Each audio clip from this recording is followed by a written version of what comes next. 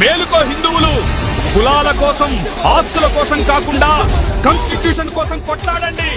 ముస్లింలు పాటించని రాజ్యాంగాలను మేము ఎందుకు పాటించాలని కొట్లాడండి.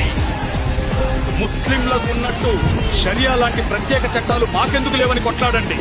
హిందూ దేశంలోనే అతిపెద్ద ప్రైవేటు భూమి వక్ఫ్ చట్టం పేరుతో ముస్లింలకు రాసిచ్చినట్టు మనకెందుకు లేదు అని నిలదీయండి.